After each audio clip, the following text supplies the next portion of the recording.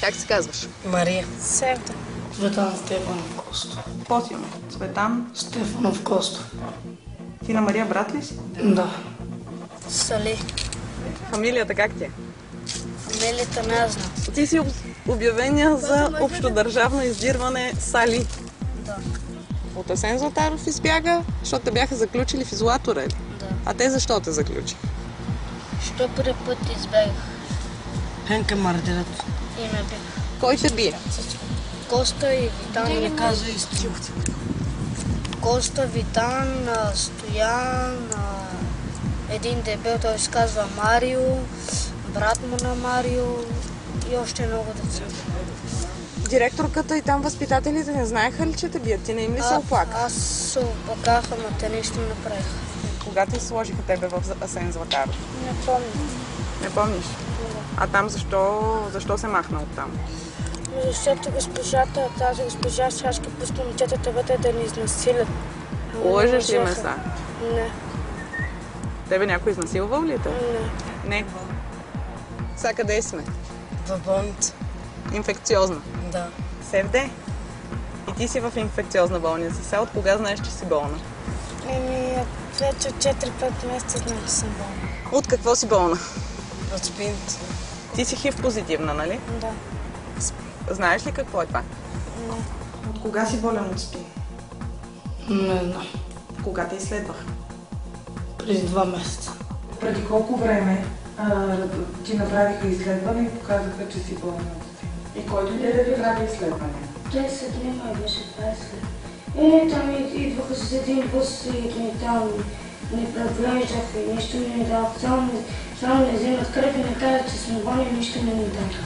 А казаха ли ви от какво сте болни? Да, казаха, че сме от спината. Да. Казаха ли ви какво е спин, как да се пазите? Не. А какво може да ти стане от тая болест, казаха ли? Не.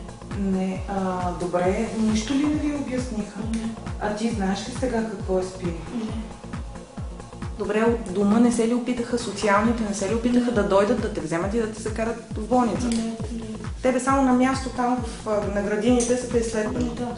Значи, открили са ви спин? Някой обясни ли ви какво е спин? Да, разказаха ни, защото може да ни падат косите, може да се бръчкаме кожата, да ни падне. И ако използваме все още тия работи, може най-вероятно до 4 месеца или до 1 година да живеем. Това не казах.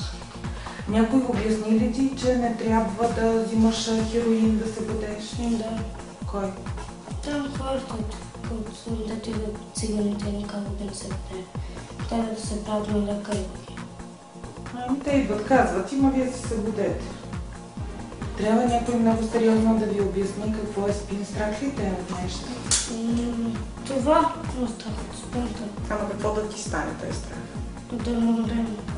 Не страх. Ти знаеш ли от какво си болен и знаеш ли какво ще ти стане от тая болест, какво става?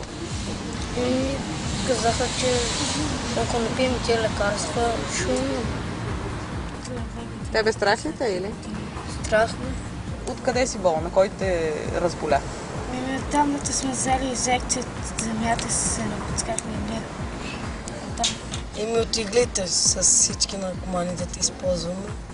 Писа в вестниците, че ти си момичето, което е заразило другите деца от дома. Това не е вярно, това Сашка ще го говори от себе си, от страх, защото прикрива момичета, които са болни от спинти, които са бремени и ги прикрива нарочно да не може да я уволнат и ги прикрива да не разберат вестниците и телевизорите. Ти някой насила обола ли се? Ето Салия до тебе? Не. Салия до мене, той си се каже. Мария? Честно? Не. Кой те ободи? Кой за пръв път ти даде да пробваш? Наста. Наста. Кой те зарази според теб? Ти си голяма, трябва да... Заразих се първо взех иглата на котцето, после на брат ми Цецо. А брат ми Цецо се зарази от братчет ми Йосиф. Да, и той така. Кажи ми това, което ми каза в колата. Кой те зарази теб? Йосиф. Йосиф ти даде иглата или той те набоде с неговата игла, ти го вкара първия път? Той е по-специалист. Той има и после ми е даде на мен. Първо той се цели или той тебе оцели? Първо той се оцели. Първо той се набоди и после ти даде ти да се набодеш? Да. Той после като ме заведаха, си следвам и аз отидах му се скарах с него. И той какво ти каза?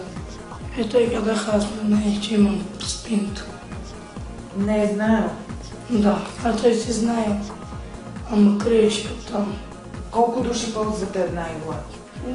Всички така. Колко сте? 5, 10, колко? 4-5 души там. Не само игла, те си намериха. Земята и си вземат тези. И после си ги хвърляте пак на земята, за да си ги ползва някой друг. А малките деца, аз като видях много малки деца, вярно ли е, че те взимат вашите игли, това Цецо ми го каза, и се пръскат с тях, пият си водичка от иглите? Да, малките деца се играят с те, пръскат се. Да, после вие ги взимате и се будете. Да. И пак ги връщате на децата. Колко души са в една игла? Много, към 8 човека. Всички ли са болни или някой не знае? Всички са болни от нашите махала. Значи колко, ти си голямо, може да ги преболиш, колко от вашата махала са болни? Ние когато ходихме да се изследваме с всичките, бяхме с 3 коли, 10 човека бяха. Според теб колко деца са болни от вашата махала? Не само доказва. Много са, много са там. Колко човека според тебе са болни горе-долу? Кои са наркомани от нашите малси? Тия. А колко са? 10, 20, вие тук сте само 4. Те са към 11 души. Откакто знаеш, че си болна от спин, продължавате ли всички с една игла? Всички. Ти от кога се боцкаш? Вече 2 години. От как си била на 11? Да. Ти от кога взимаш наркотици? 4 месеца. Отскоро. Да. От кога си наркоман? От 13 до 15. 2 години. Ти какви наркотици взимаш? Метадон. Будеш ли си го? Да. Къде? Тук.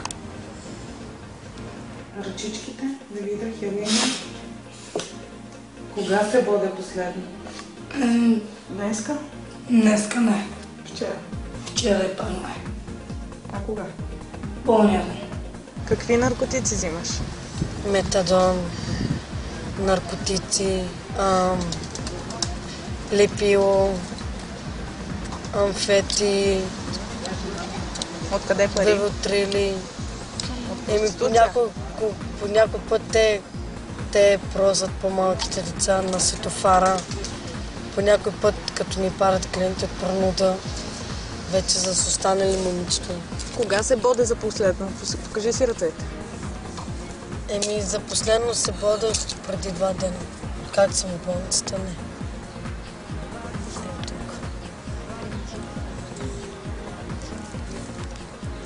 Що си такива ръцете? От изейците. А тия? Тия са от кризите. Като искаш да вземеш хероин, като нямаш? Да, и се реже. Защо взимаш наркотици? Какво ти става, като вземеш наркотици? Ми по-хубаво, по-приятно свикнах с това. Свикнах. С какъвто се движиш, такъв ставаш. Свикнах с това вече. Искаш ли хората да ти помогнат някак? Да. Как? Да ме лекуват. Да те лекува, друго не искаш.